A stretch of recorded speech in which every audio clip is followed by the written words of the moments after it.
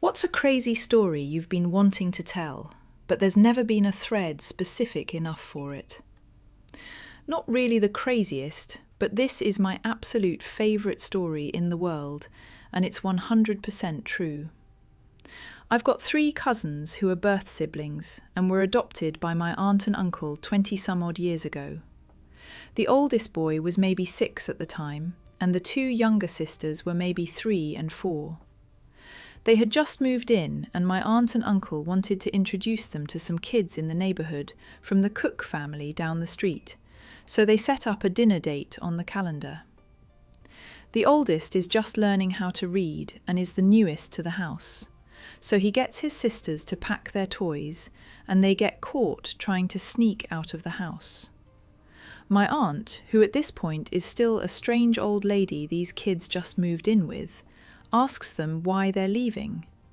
And the oldest asks her, "Why does the calendar say Cook Kids for dinner?" I can't imagine the fear 6-year-old me would have felt if my new mum had that written on her calendar. But the story is just so damn cute for some reason. When I worked at the Salvation Army, we had a regular called Teresa, a bearded man who wore pink tutus and would come in every day to see if we have Barbie dolls. One day, he came in very anxiously and asked for a razor. I told him we didn't have one, and he started twitching and saying, "I need a razor, stop hiding them, just give me a razor," but with more cursing. When I tried to direct him to another store, he exploded and yelled, "I have a disease growing on my face. I am a woman. This beard is a disease on my face. You don't understand. You don't have a disease on your face. I need a razor." At this point, an elderly Italian woman ran over and yelled at him in that Italian gibberish that only they can do, and he freaked out and bailed out. He came back the next day, back on his meds, and still had a beard. Okay, long, useless story of fuckery ahead. A few years ago, I was promoted to a management position within the software company I work for. I was told I was hand-picked for the job, and, though it was a big promotion, I would not receive a pay increase until I had the team performing at minimum required performance standards. 2 years in, I had the team running the best numbers it had ever seen, far exceeding the minimum standards.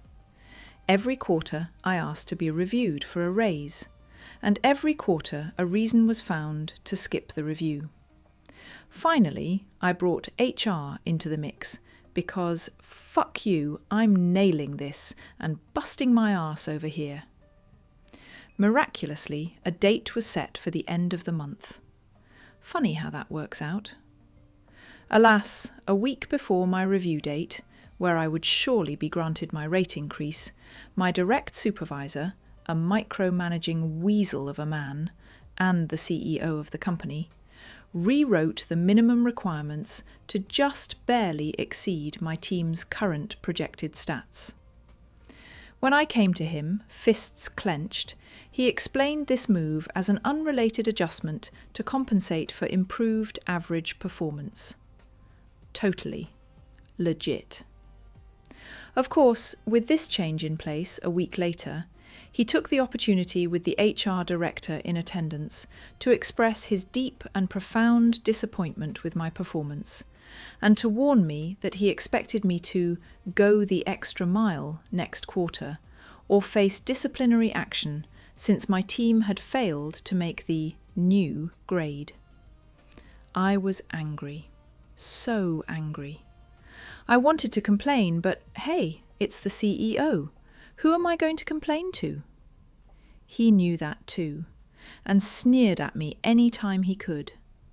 That's why I worked even harder, neglected my family and personal health, and worked to drive my team to their limits. We fucking made it too. I was going to show that Dick Stain he couldn't win. Unless he cheated. When it became apparent that he was going to be forced to eat the pile of shit he shoveled to me in the previous meeting with HR in attendance, He called me into a meeting to design a training handout for the team. We bounced ideas back and forth, but something was weird. Every time I tried to assign a task to someone or set a due date on the handout, the CEO dodged it. By the end of the meeting, we had accomplished nothing solid, and he tabled the assignment for a later date. Because it was tabled and I assumed we would reschedule a follow-up, I filed my notes away and moved on with other work. A month after that planning meeting, I was pulled into HR and written up for failing to issue the training handout we had tabled.